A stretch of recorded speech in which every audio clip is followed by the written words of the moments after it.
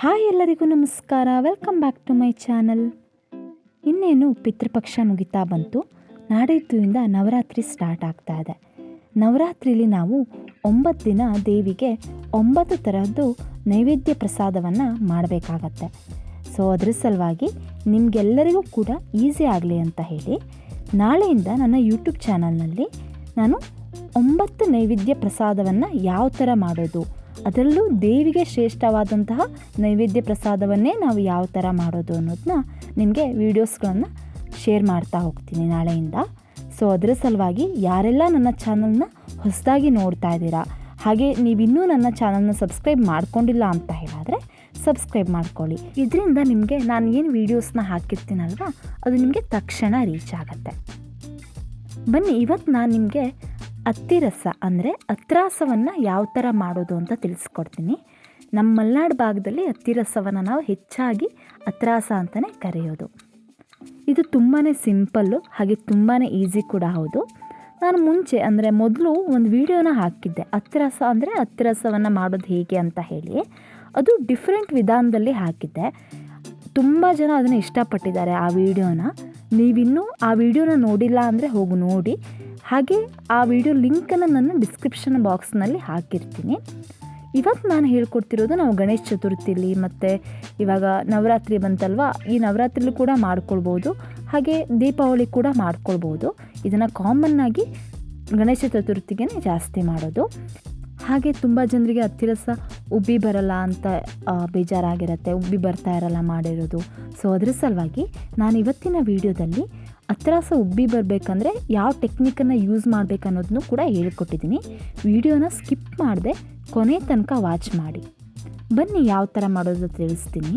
ಮೊದಲನೇದಾಗಿ ನಾನು ಅಕ್ಕಿನ ನೆನೆಸಿಟ್ಕೊಂಡಿದ್ದೀನಿ. ಇದು ಹಳ್ಳಿ ಅಕ್ಕಿ ತೊಗೊಂಡಿದ್ದೀನಿ. ಸ್ಟೀಮ್ ಅಕ್ಕಿ ತೊಗೊಳ್ಬೇಡಿ, ಸ್ಟೀಮ್ ಅಕ್ಕಿ ತೊಗೊಂಡ್ರೆ ಅತ್ತಿರಸ ಚೆನ್ನಾಗಿ ಬರಲ್ಲ. ಅದ್ರ ಸಲುವಾಗಿ 4 ರಿಂದ 5 ಗಂಟೆ ನೆನೆಸಿಟ್ಟಿರೋ ಅಕ್ಕಿನ ನೀಟಾಗಿ ತೊಳೆದುಬಿಟ್ಟು ಅದನ್ನು ನೀರನ್ನು ಸೋಸಿ ಒಂದು ಕಾಟನ್ ಟವೆಲಲ್ಲಿ ಈ ಥರ ಹರಗಿಟ್ಕೊಂಡಿದ್ದೀನಿ. ಅಂದರೆ ನೀಟಾಗಿ ಇದನ್ನು ಹಾಕ್ಕೊಂಡಿದ್ದೀನಿ. ಇದು ಸ್ವಲ್ಪ ಒಂದು 30 ನಿಮಿಷ ಬಿಟ್ಟು ಅದು ಸ್ವಲ್ಪ ನೀರೆಲ್ಲ ಆರಿದ ಮೇಲೆ ಇದನ್ನು ಮಿಕ್ಸಿಗೆ ಹಾಕ್ಕೊಂಬಿಟ್ಟು ರುಬ್ಕೋತೀನಿ ನೀಟಾಗಿ. ಇದು ನಾವೇನು ರುಬ್ಕೋತೀವಲ್ವ, ಇದು ಸ್ಮೂತಾಗಿ ಬರಬೇಕಾಗತ್ತೆ, ಅಂದರೆ ಪೌಡ್ರ್ ಥರ ಆಗಬೇಕಾಗತ್ತೆ. ನೀವು ಎಷ್ಟೇ ಸ್ಮೂತ್ ಮಾಡ್ಕೋತೀರಾ ಅಂತ ಅಂದರೂ ಕೂಡ ನೀವು ಜಸ್ಟು ಮಿಕ್ಸಿಲಿ ರುಬ್ಬೋದ್ರಿಂದ ಆಗೋದಿಲ್ಲ. ಸೊ ನೀವು ಅದನ್ನು ಸಾಣಿಸ್ಕೋಬೇಕಾಗತ್ತೆ. ಈ ಥರ ಹಿಟ್ಟಿನ ಸಾಣಿಗೆ ತೊಗೊಂಡಿದ್ದೀನಿ. ಸಾಣಿಗೆ ತೊಗೊಂಡ್ಬಿಟ್ಟು ಈ ಥರ ಸಾಣಿಸ್ಕೋಬೇಕಾಗತ್ತೆ. ಇದನ್ನು ನೋಡಿದ್ದು ರೆಡಿ ಆಗಿದೆ. ಈಗ ನಾನೇನು ಮಾಡ್ತೀನಿ ಅಂದರೆ, ಈಗ ಏನು ನಾನು ಹಿಟ್ಟನ್ನು ಮಾಡ್ಕೊಂಡಿದ್ದೀನಲ್ವ ಇದರಲ್ಲಿ ನಾನು ಅಳತೆ ತೊಗೋತಾ ಇದ್ದೀನಿ. ಯಾಕಂದರೆ ನಾವು ಅಕ್ಕಿ ತೊಗೊಂಡ್ರೆ ನಮಗೆ ಕರೆಕ್ಟಾಗಿ ಅಳತೆ ಗೊತ್ತಾಗಲ್ಲ. ಅದ್ರ ಸಲುವಾಗಿ ನೀವು ಕೂಡ ಅಷ್ಟೇ ಮಾಡಬೇಕಾದ್ರೆ ಈ ಥರ ಹಿಟ್ಟನ್ನ ಮಾಡಿಕೊಂಡೆ ಅಳತೆ ತಗೊಳ್ಳಿ. ನಾನಿಲ್ಲಿ 2 ಕಪ್ನಷ್ಟು ಅಕ್ಕಿ ಹಿಟ್ಟನ್ನು ತೊಗೊಳ್ತಾ ಇದ್ದೀನಿ. ನೋಡಿ, ನೀವು ಅಕ್ಕಿಗೂ ಮತ್ತು ಅಕ್ಕಿ ಹಿಟ್ಟಿಗೂ ಡಿಫ್ರೆನ್ಸ್ ಇರುತ್ತೆ. ಅಕ್ಕಿ ಅಳತೆ ತೊಗೊಳ್ಲಿಕ್ಕೆ ಹೋಗಬೇಡಿ. ಅಕ್ಕಿ ಅಳತೆ ತೊಗೊಂಡು ಬೆಲ್ಲ ಹಾಕಬೇಡಿ. ಅಕ್ಕಿ ಹಿಟ್ಟನ್ನ ಅಳತೆ ತೊಗೊಂಡು ಬೆಲ್ಲ ಹಾಕಿ. ಆಮೇಲೆ ಹಿಟ್ಟನ್ನ ತೆಗೆದಿಟ್ಕೊಂಡಾದಮೇಲೆ ಈ ಒಂದು ಸಣ್ಣ ಕಪ್ನಲ್ಲಿ ನಾನೇನು ಮಾಡ್ತೀನಿ, ಎಳ್ಳನ್ನ ತೊಗೊಳ್ತಾ ಇದ್ದೀನಿ. ಅದನ್ನ ಚೆನ್ನಾಗಿ ಅಂದರೆ ಹುರ್ಕೊಳ್ತಾ ಇದ್ದೀನಿ, ಫ್ರೈ ಮಾಡಿದ್ದೀನಿ. ಮಾಡ್ಕೊಂಬಿಟ್ಟು ಇದನ್ನ ಮಿಕ್ಸಿ ಜಾರ್ ಹಾಕ್ಕೊಂಬಿಟ್ಟು ಒಂದು ಸಲ ಅಂದರೆ 1 ರೌಂಡ್ ಅಷ್ಟೇ ರುಬ್ಕೋತೀನಿ. ಅಂದರೆ ತರಿಯಾಗೇ ಇರಬೇಕಾಗತ್ತೆ. ಜಾಸ್ತಿ ಇದು ಅಂದರೆ ರುಬ್ಕೊಳ್ಬಾರ್ದು. ಅದ್ರ ಸಲುವಾಗಿ ಅದನ್ನು ಸೈಡಲ್ಲಿ ಇಟ್ಕೋತೀನಿ. ಈಗೇನು ಮಾಡ್ತೀನಿ ಅಂದರೆ, ಒಂದು ಪಾತ್ರೆಗೆ ಬೆಲ್ಲ ತೊಗೊಂಡಿದ್ದೀನಿ.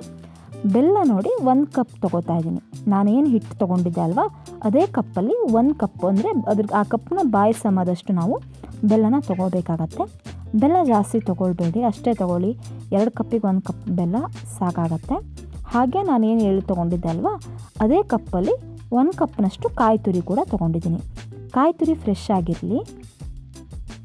ಇದನ್ನು ನೀಟಾಗಿ ಮಿಕ್ಸ್ ಮಾಡಿಕೊಂಡು ಇದಕ್ಕೆ ಏಲಕ್ಕಿ ಪೌಡ್ರನ್ನು ಕೂಡ ಹಾಕ್ಕೊಂಡಿದ್ದೀನಿ. ಈಗ ಏಲಕ್ಕಿನ ನೀವು ಹಿಟ್ಟು ಮಾಡ್ಕೋಬೇಕಾದ್ರೂ ಕೂಡ ಮಾಡ್ಕೊಳ್ಬೋದು, ಇಲ್ಲ ಸಪ್ರೇಟಾಗಿ ಮಿಕ್ಸ್ ಮಾಡಿಕೊಂಡು ಈ ಟೈಮಲ್ಲಿ ಕೂಡ ಮಿಕ್ಸ್ ಮಾಡ್ಕೊಳ್ಬೋದು. ನಾನು ಆಲ್ರೆಡಿ ಏಲಕ್ಕಿ ಹಿಟ್ಟಿದ್ದರಿಂದ ನಾನು ಇಲ್ಲಿ ಹಾಕ್ಕೊಳ್ತಾ ಇದ್ದೀನಿ. ನೀವು ಏಲಕ್ಕಿ ಇತ್ತು ಅಂತ ಹೇಳಿದ್ರೆ ಅದನ್ನು ಹಿಟ್ಟು ಏನು ಮಾಡ್ಕೋತೀರಲ್ವ ಅಕ್ಕಿ ಹಿಟ್ಟು, ಆ ಟೈಮಲ್ಲಿ ಹಾಕ್ಕೊಂಡು ಮಾಡ್ಕೊಳ್ಬೋದು. ಈಗ ಇದು ಸ್ವಲ್ಪ ಕುದಿ ಬಂದಮೇಲೆ ಇದಕ್ಕೆ ನಾನೇನು ಹಿಟ್ಟು ತೊಗೊಂಡಿದ್ದೆ ಅಲ್ವ 2 ಕಪ್ಪು, ಆ ಹಿಟ್ಟನ್ನು ಹಾಕ್ಕೊಂಡ್ಬಿಟ್ಟು ನೀಟಾಗಿ ಇದನ್ನು ಮಿಕ್ಸ್ ಮಾಡ್ಕೋತೀನಿ. ಇಲ್ಲಿಂದ ತುಂಬಾ ಇಂಪಾರ್ಟೆಂಟ್ ಅತ್ರಾಸ ಮಾಡಲಿಕ್ಕೆ. ಯಾಕೆ ಅಂತ ಹೇಳಿದ್ರೆ, ನೀವಿಲ್ಲಿ ಚೆನ್ನಾಗಿ ಪಾಕ ಬಂದಿಲ್ಲ ಅಥವಾ ಚೆನ್ನಾಗಿ ನಿಮಗೆ ಇಲ್ಲಿ ಅದೇನು ಮಿಕ್ಸ್ ಮಾಡಿ ಆಗಿಲ್ಲ ಅಂತ ಹೇಳಿದ್ರೆ ಅತ್ರಾಸ ಚೆನ್ನಾಗಾಗಲ್ಲ. ನೋಡಿ ಇಲ್ಲಿ ಈ ಥರ ನೀಟಾಗಿ ಮಿಕ್ಸ್ ಮಾಡ್ಕೋಬೇಕಾಗತ್ತೆ. ಮಾಡ್ಕೊಂಬಿಟ್ಟು ನಾನೇನು ಎಳ್ಳು ಇಟ್ಕೊಂಡಿದ್ದೆ ಅಲ್ವಾ, ಹುರ್ಕೊಂಡು ಗ್ರೈಂಡ್ ಮಾಡಿಕೊಂಡು ಅದನ್ನು ಕೂಡ ಹಾಕಿ ನೀಟಾಗಿ ಮಿಕ್ಸ್ ಮಾಡ್ಕೋತೀನಿ. ಇದು ನೋಡಿ ಎಷ್ಟು ನಿಮಗೆ ಅಂದರೆ ಅದು ಮಿಕ್ಸ್ ಮಾಡ್ತಿರೋದು ನಿಮಗೆ ಜಾಸ್ತಿ ತೆಳ್ಳ ಆ ಥರ ಕಾಣಿಸ್ಬೋದು, ತೆಳ್ಳಗೆ. ಬಟ್ ಇದು ನಾವು ಈ ಥರ ಮಿಕ್ಸ್ ಮಾಡೋದ್ರಿಂದ ಅದು ಆಮೇಲೆ ದಪ್ಪ ಆಗುತ್ತೆ. ತೋರಿಸ್ತೀನಿ ನಿಮಗೆ. ಇದನ್ನ ಒಂದು 10ರಿಂದ 15 ನಿಮಿಷ ನಾವು ಮಿಕ್ಸ್ ಮಾಡಬೇಕಾಗತ್ತೆ. ನೋಡಿದ್ದು ಎಷ್ಟು ಹದ ಬರ್ತಾ ಇದೆ ಅಂತ ನೋಡಿ. ಈ ಥರ ಹದ ಬರುತ್ತೆ. ಸೊ ಈ ಥರ ಇನ್ನೂ ಹದ ಬರಬೇಕಾಗತ್ತೆ ನೋಡಿ. ಈಗ ಇದು ರೆಡಿ ಆಗಿದೆ ನೋಡಿ. ಯಾವಾಗ ನಮಗಿದು ಕರೆಕ್ಟ್ ಪಾಕ ಬಂದಿದೆ ಅಂತ ಗೊತ್ತಾಗತ್ತೆ ಅಂತ ಹೇಳಿದ್ರೆ ತಳ ಬಿಡತ್ತೆ ನೋಡಿ. ಇವಾಗ ತಳ ಬಿಡತ್ತೆ, ತೋರಿಸ್ಕೊಡ್ತೀನಿ ನಿಮಗೆ. ನೋಡಿ ತಳ ಎಲ್ಲ ಬಿಟ್ಟಿದೆ. ಈ ಥರ ತಳ ಬಿಟ್ಟಿತ್ತು ಅಂದರೆ ನೀಟಾಗಿ ಪಾಕ ಬಂದಿದೆ ಅಂತ ಅರ್ಥ. ನೋಡಿ ಎಷ್ಟು ಚೆನ್ನಾಗಿ ತಳ ಬಿಡತ್ತೆ ನೋಡಿ. ಇದು ರೆಡಿ ಆಗಿದೆ. ಇದನ್ನು ನಾನು 30 ನಿಮಿಷ ಅಂದರೆ ಅದು ತಣಿಬೇಕಾಗತ್ತೆ, ಕೋಲ್ಡ್ ಆಗಬೇಕಾಗತ್ತೆ. ಬಿಸಿ ಇರುತ್ತಲ್ವ ಅದ್ರ ಸಲುವಾಗಿ. ಅದಷ್ಟು ತೆಳ್ಳಗಿತ್ತಲ್ವ. ಈಗ ನೋಡಿ ಒಂದು 30ರಿಂದ 1 ಅವರ್ ಬಿಟ್ಟಾದ್ಮೇಲೆ ನೋಡಿ ಎಷ್ಟು ಗಟ್ಟಿಯಾಗಿದೆ ಅಂತ ನೋಡಿ. ಇಷ್ಟು ಗಟ್ಟಿ ಆಗಬೇಕಾಗತ್ತೆ. ಅಂದರೆ ಇದು ಉಂಡೆ ಕಟ್ಲಿಕ್ಕೆ ಬರಬೇಕಾಗತ್ತೆ ನೋಡಿ. ಈ ಥರ ನೋಡಿ ಇದು ರೆಡಿ ಆಗಿದೆ. ಸೊ ಈಗ ಏನು ಮಾಡ್ತೀನಿ ಅಂತ ಹೇಳಿದ್ರೆ ಒಂದು ಬಾಳೆ ಎಲೆ ತೊಗೋತಾ ಇದ್ದೀನಿ. ತೊಗೊಂಬಿಟ್ಟು ನೀಟಾಗಿ ಅದಕ್ಕೆ ಎಣ್ಣೆ ಹಚ್ಕೊಂಡ್ಬಿಟ್ಟು ಹತ್ರಾಸನ ಹಚ್ಕೋತೀನಿ. ಈಗ ನೀವು ಹತ್ರಾಸ ಉಬ್ಬಿ ಬರಬೇಕಂದ್ರೆ ಈ ಹಂತ ತುಂಬಾ ಇಂಪಾರ್ಟೆಂಟ್ ಆಗುತ್ತೆ. ನೀವು ಎಷ್ಟೇ ಹಿಟ್ಟು ಚೆನ್ನಾಗಿ ಬಂದಿದ್ರೂ ಕೂಡ ನೀವು ಈ ಹಂತದಲ್ಲಿ ಮಿಸ್ ಮಾಡಿದ್ರಿ ಅಂತ ಹೇಳಿದ್ರೆ ಹತ್ರಾಸ ಉಬ್ಬಿ ಬರಲ್ಲ. ನೋಡಿ ಈ ಥರ ತೊಗೊಂಬಿಟ್ಟು ಎಣ್ಣೆ ಹಚ್ಬಿಟ್ಟು ನಾನೇನು ಮಾಡ್ತಾಯಿದ್ದೀನಿ ಅಂದರೆ ಆ ಉಣ್ಣೆನ ತೊಗೊಂಬಿಟ್ಟು ಅಂಗೈಯಲ್ಲಿ ತಟ್ಕೋತೀನಿ.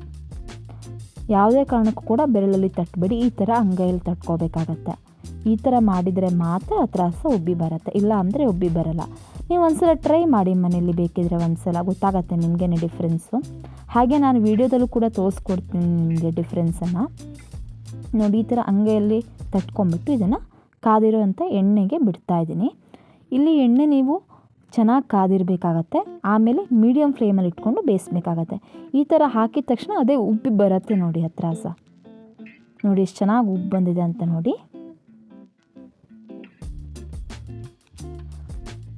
ತುಂಬಾ ಚೆನ್ನಾಗಿರುತ್ತೆ. ಸೊ ಒಂದ್ಸಲ ಟ್ರೈ ಮಾಡಿ. ಬಟ್ ನೀವು ಅದನ್ನು ಆ ಹತ್ರಾಸನ ಹಚ್ಚಬೇಕಾದ್ರೆ ಅಂಗೈಯಲ್ಲೇ ನೀವು ಅದನ್ನು ಬಾಳೆ ಎಲೆಗಿರ್ಬೋದು ಅಥವಾ ನೀವು ಇವಾಗ ಹೋಳಿಗೆ ಎಲ್ಲ ಮಾಡ್ತೀರಲ್ವ ಅದರಲ್ಲೂ ಕೂಡ ಹಚ್ಕೊಳ್ಬೋದು, ಏನು ಪ್ರಾಬ್ಲಮ್ ಇಲ್ಲ. ನೋಡಿ ಈ ಥರ ನೀಟಾಗಿ ಇದನ್ನು ಜಾಸ್ತಿ ಏನು ಫ್ರೈ ಮಾಡಬೇಕಂತ ಏನಿಲ್ಲ, ಜಾಸ್ತಿ ಬೇಯಿಸ್ಬೇಕಂತ ಏನಿಲ್ಲ. ಎಣ್ಣೆ ಇರುತ್ತಲ್ವ, ಸೊ ಈ ಥರ ಲೋಟದಿಂದ ಎಣ್ಣೆನ ಏನು ಪ್ರೆಸ್ ಮಾಡಿ ಎಣ್ಣೆ ತೆಕ್ಕೊಂಡು ಈ ಥರ ಹಾಕ್ಕೊಂಡಿದ್ದೀನಿ. ನೋಡಿ ಎಷ್ಟು ಚೆನ್ನಾಗಿ ಬಂದಿದೆ ಅಂತ ನೋಡಿ. ಈ ಥರ ನೋಡಿ ಹತ್ರಾಸ ಮೇಲ್ಮೈ ಎಷ್ಟು ಚೆನ್ನಾಗಿ ಬಂದಿದೆ ಅಂತ ಹೇಳಿ. ಹಾಗೆ ಇದು ನೋಡಿ ಯಾವ ಥರ ಬಂದಿದೆ ಅಂತ ಹೇಳಿ. ಇದು ಹೇಗೆ ಬರುತ್ತೆ ಅಂದರೆ ಯಾವ ಸಿಚುವೇಷನಲ್ಲಿ ನಾವು ಯಾವ ಥರ ಮಾಡಿದಾಗ ಬರುತ್ತೆ ಅಂದರೆ ಈ ಥರ ಬೆರಳಲ್ಲಿ ತಟ್ಕೊಂಡ್ರೆ ಈ ಥರ ಆಗುತ್ತೆ ಹತ್ರಾಸ. ಅದ್ರ ಸಲುವಾಗಿ ಯಾವತ್ತೂ ಕೂಡ ಬೆರಳಲ್ಲಿ ಹಚ್ಚಬೇಡಿ. ಬೆರಳಲ್ಲಿ ಹಚ್ಚಿದರೆ ನಿಮಗೆ ತೋರಿಸ್ತೀನಿ ನೋಡಿ. ಇವಾಗ ನಾನು ಬೆರಳಲ್ಲಿ ಹಚ್ಕೊಂಡಿದ್ದೀನಲ್ವ, ಇದನ್ನು ಹಚ್ಕೊಂಡ್ಬಿಟ್ಟು ಹಾಕ್ತೀನಿ ನೋಡಿ. ಇವಾಗ ನೀವು ಬೆರಳಲ್ಲಿ ಹಚ್ಕೊಂಡ್ರೆ ತೂತಾಗುತ್ತೆ, ಉಬ್ಬಿ ಕೂಡ ಬರಲ್ಲ. ಅದ್ರ ಸಲುವಾಗಿ ನೀವು ಯಾವತ್ತೂ ಹಚ್ಚಬೇಕಾದ್ರೆ ಅಂಗೈಯಲ್ಲೇ ಹಚ್ಕೊಳ್ಳಿ. ನೋಡಿ ಇವಾಗ ನೋಡಿದ್ದು ಬೆರಳಲ್ಲಿ ಹಚ್ಚಿಟ್ಟಿರೋದು ಡಿಫ್ರೆನ್ಸ್ ನೋಡಿ ನೀವೇನೆ. ನಾನು ಅಂಗೈಯಲ್ಲಿ ಹಚ್ಚಿರೋದಕ್ಕೂ ಮತ್ತು ಬೆರಳಲ್ಲಿ ಹಚ್ಚಿರೋದಕ್ಕೂ ಏನು ಡಿಫ್ರೆನ್ಸ್ ಅಂತ ನಿಮಗೆ ಗೊತ್ತಾಗತ್ತೆ. ನೋಡಿ ಇಲ್ಲಿ ನಾನು ಅಂಗೈಯಲ್ಲಿ ಹಚ್ಚಿಟ್ಕೊಂಡಿರೋದಿದು, ಇದನ್ನು ನಾನು ಬೆರಳಲ್ಲಿ ಹಚ್ಚಿಟ್ಕೊಂಡಿದ್ದೀನಿ. ಯಾವುದೇ ಕಾರಣಕ್ಕೂ ಕೂಡ ನಾನು ಫಸ್ಟ್ ಏನು ಹೇಳ್ಕೊಟ್ಟಲ್ವ ಅದೇ ವಿಧಾನನ ಮಾಡಿ. ನೋಡಿ ಇದನ್ನು ಅಂಗೈಯಲ್ಲಿ ಹಚ್ಚಿಟ್ಕೊಂಡಿರೋದು ನೋಡಿ ಎಷ್ಟು ಚೆನ್ನಾಗಿ ಬಂದಿದೆ ಅಂತ ಹೇಳಿ. ಇದೇ ವಿಧಾನನ ಟ್ರೈ ಮಾಡಿ ಎಲ್ಲರೂ ಕೂಡ ಮನೇಲಿ. ಇವಾಗ ನಾನು ಹೇಗೆ ಹೇಳ್ಕೊಟ್ಟೆ ಅಲ್ವಾ ಅದೇ ಥರ ಒಂದ್ಸಲ ಎಲ್ಲರೂ ಕೂಡ ಟ್ರೈ ಮಾಡಿ ಹೇಗಿತ್ತು ಅಂತ ಕಾಮೆಂಟ್ ಬಾಕ್ಸ್ನಲ್ಲಿ ತಿಳಿಸ್ಕೊಡಿ. ಹಾಗೆ ವಿಡಿಯೋ ಇಷ್ಟ ಆದರೆ ಶೇರ್ ಮಾಡಿ. ತುಂಬ ಜನರಿಗೆ ಹತ್ರಾಸ ಉಬ್ಬಿ ಬರಲ್ಲ ಅಂತ ಯೋಚನೆ ಮಾಡ್ತಾ ಇರ್ತಾರೆ, ಅಂಥವರಿಗೆ ಈ ವಿಡಿಯೋಸ್ನ ಶೇರ್ ಮಾಡಿ. ಹಾಗೆ ಚಾನಲ್ನ ಸಬ್ಸ್ಕ್ರೈಬ್ ಮಾಡ್ಕೊಳ್ಳಿ. Thank you.